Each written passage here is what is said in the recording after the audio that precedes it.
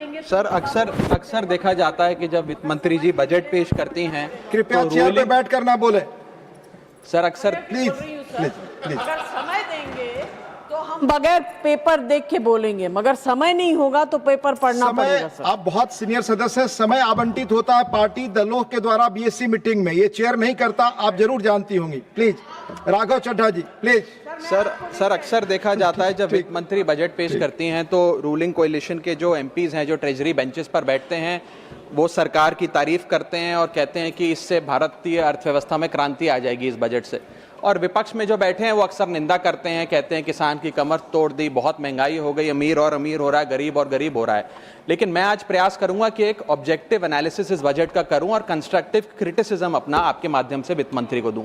So the title of my speech is The Good, the Bad and the Way Forward. 4 good things that I found in this budget, 4 bad things that I found in this budget, and 4 innovative suggestions to the Honorable Finance Minister.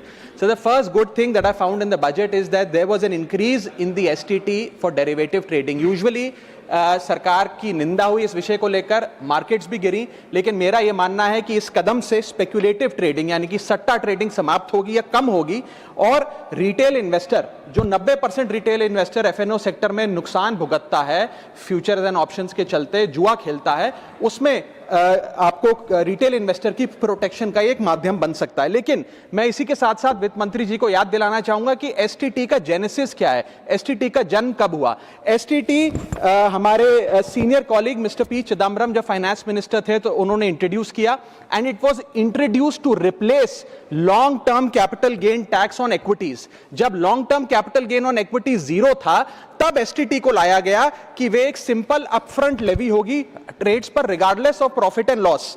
लेकिन अब सरकार ने long term capital gain tax भी लगा दिया, STT भी लगा दिया, और रिटेल इन्वेस्टर को और तमाम इन्वेस्टर्स को एक प्रकार से डिसइंसेंटिवाइज किया। मैं एक सुझाव लाया हूं सरकार के लिए जिससे long term house hold earnings बढ़ेंगी, वेल्थ क्रिएशन होगा, और वेल्थ पार्किंग रियल एस्टेट और गोल्ड के सेक्टर से निकलकर इक्विटीज में आएगी, और स्पेक्युलेटिव ट्रेडिंग और कम होगी, और long term investment behaviour investors का बढ़ेगा। वो की है कि long term capital gain tax on equities should be made nil in this country for individual investors. दुनिया की कई ऐसे देश हैं जिसके अंदर long term capital gain tax equities पे खास तौर पे शून्य है, जैसे कि Switzerland, Singapore, UAE, New Zealand, Hong Kong, Qatar, Malaysia. मैं चाहूंगा कि जब एसटीटी बढ़ाया जा रहा है तो इसी बजट में ही long term capital gain tax को जीरो किया जाए। सर मेरा दूसरा जो मैं सरकार के बजट को एक्नॉलेज करना चाहूंगा वो ये है कि कैपेक्स के जो एक्सपेंडिचर एलोकेशन होता है उसमें एक बढ़ोतरी देखी गई। जहां वित्तीय वर्ष 18-19 में मात्र 3 लाख करोड़ कैपेक्स था, वो इस वित्तीय वर्ष में 12 लाख करोड़ तक पहुंचा है, which is 4.4% of the GDP, which is a good step. It will have a multiplier effect and it will prioritise asset creation. लेकिन इसके साथ साथ सरकार को 5 साल में क्या कैपेक्स वो कौन कौन से क्षेत्रों में खर्चा करने जा रही है उसका एक ब्यौरा देना चाहिए ताकि प्राइवेट सेक्टर भी इस कैपेक्स के खर्चे को मैच कर सके। So third thing which we found in the speech of the finance minister is that there was a relative restraint in making budgetary announcements for election bound states. अक्सर वित्त मंत्री का भाषण सुन के आप बता सकते हैं कि कौन से राज्यों में चुनाव होने जा रहा है। इस स्पीच में उन्होंने थोड़ा सा रिस्ट्रेंट एक्सरसाइज किया जिसे मैं एक्नॉलेज करता हूं। और आखिरी अच्छी चीज जो इस बजट में नजर आई वो ये था कि एनआरआई की इन्वेस्टमेंट लिमिट में एनहांसमेंट हुई। लेकिन मैं बता दूं कि जब एफआईआईज ने, फॉरेन इन्वेस्टर्स ने, फॉरेन पोर्टफोलियो इन्वेस्टर्स ने इस देश के बाजार से पैसा निकाल लिया और पिछले एक वित्तीय वर्ष में 23 बिलियन निकाला, तब जाकर सरकार जागी और सरकार ने एनआरआईज के लिए इक्विटी मार्केट का दरवाजा खोलकर उनकी इन्वेस्टमेंट लिमिट को 5% से बढ़ा दिया। इसमें कोई दो राय नहीं है कि इससे इन्वेस्टर्स 32 मिलियन एनआरआई इन्वेस्टर्स को अब भारतीय बाजार में पैसा डालने का मौका मिलेगा। लेकिन इसी के साथ साथ सरकार को इस पर भी गौर फरमाना चाहिए कि क्यों फॉरेन इन्वेस्टर्स भारत से पैसा निकाल कर बाजार को छोड़कर जा रहे हैं। Sir now I come to the bad part of the budget. First thing is the debt to GDP crisis. सरकार ने और डेट लेने के लिए, कर्जा लेने के लिए इस बजट में फॉर्मूला ही बदल दिया। पहले सरकार डेट जब लेती थी तो ओल्ड एफआरबीएम रूल्स के तहत 3% ऑफ जीडीपी तक का फ्रेश डेट लेती थी। इस बजट में सरकार ने उस फॉर्मूले को बदलकर कहा कि टोटल सरकार का डेट जीडीपी का 50% होगा और उस सीमा में हम डेट लेंगे। यानी कि they want to play on the denominator effect. For example, एक साल बजट अगर हमारा जीडीपी 12% से ग्रो करता है तो उस साल सरकार खूब सारा डेट लेके सरकार पे कर्जा लाद सकती है, जो कि फिस्कल डेफिसिट 4.5, 6.5, 5% तक भी पहुंच सकता है। सर, इसी के साथ साथ मैं बताना चाहूंगा कि आज सरकार कहती है कि हमारा डेट टू जीडीपी रेशियो 56% है, लेकिन यह गलत है, क्योंकि बहुत सारे ऑफ बैलेंस शीट आइटम्स हैं जिसे सरकार डेट में दिखाती ही नहीं है, जैसे कि FCI bonds, OMC bonds, fertiliser, NHAI, NFSS, यानी कि तमाम तरीके के ऐसे कर्जे हैं सरकार के ऊपर जो सरकार अपनी बैलेंस शीट में नहीं दिखाती है। सर, मैं सरकार को आपके माध्यम से यह रिक्वेस्ट करना चाहूंगा कि देश का कर्जा और कैसे ना बढ़े इस पर काम करें, ना कि और कर्जा लेने के लिए हम जीडीपी और डेट टू जीडीपी के फॉर्मूले के रेशियोज बदलकर और पैसा कर्जे पे ब्याज पर लेने का प्रयास करें।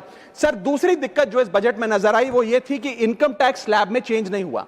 सर, हर साल देश का आम आदमी जब वित्त मंत्री जी की बजट की स्पीच सुनता है तो वो इसलिए नहीं सुनता कि पीएलआई की क्या इन्वेस्टमेंट होगी, कौन सा कॉरिडोर बन रहा है। देश का आम आदमी, सैलरीड क्लास, इसलिए बजट की स्पीच सुनता है कि उसके अंदर स्लैब में कोई रिवीजन होगा, क्या हमारी स्टैंडर्ड डिडक्शन की जो हमें डिडक्शन मिलती है वो बढ़ेगी। लेकिन इस बार बजट में देश का आम आदमी और खास तौर पर देश का मिडिल क्लास डिसअपॉइंट हुआ। पहले ही there has been a stagnation in the salaries, inflation 6.8% पे खड़ा है, लेकिन उसके बावजूद हमने इस बार कोई स्लैब में या स्टैंडर्ड डिडक्शन में चेंज नहीं देखा। मैं आपके माध्यम से वित्त मंत्री जी को रिक्वेस्ट करना चाहूंगा कि आप इसी बजट में अनाउंसमेंट करें कि स्टैंडर्ड डिडक्शन जो 75,000 रुपए है उसे बढ़ाकर सैलरीड क्लास के लिए 1.5 लाख रुपए किया जाए। Sir, third problem that was there with the budget is that there was no relief for the middle class. Sir, after a very long time in India's history, the personal income tax collection was more than the corporate income tax collection, यानी कि individuals ने जो income tax भरा वो लगभग 11 लाख करोड़ के आसपास भरा, और कंपनियों ने, कॉर्पोरेट ने जो इनकम टैक्स भरा वो लगभग 9.8 लाख करोड़, यानी कि मैक्सिमम टैक्स आपको इंडिविजुअल्स के इनकम टैक्स से मिल रहा है।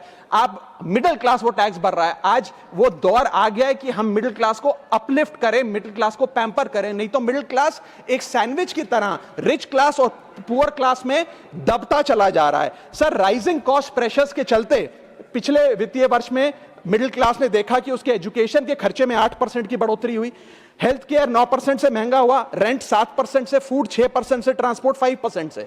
मेरा रिक्वेस्ट यह है माननीय फाइनेंस मिनिस्टर से कि वो इनकम टैक्स में रियायत देकर या तो मिडिल क्लास को कोई रिलीफ दें, और अगर इनकम टैक्स में रियायत नहीं दे सकती हैं तो उसकी सेविंग्स और इन्वेस्टमेंट्स पे उसको बेनिफिट दें, उसे इंसेंटिव्स दें कि वो ज्यादा बचत करे, ज्यादा वेल्थ क्रिएशन कर पाए। Sir, fourth problem in this budget that I found was the budgetary allocation to health, which is low and which certainly needs a relook. Sir, आज हमने अपने टोटल गवर्नमेंट एक्सपेंडिचर का 2% हेल्थ को allocate किया है, लगभग 1 लाख करोड़ के आसपास।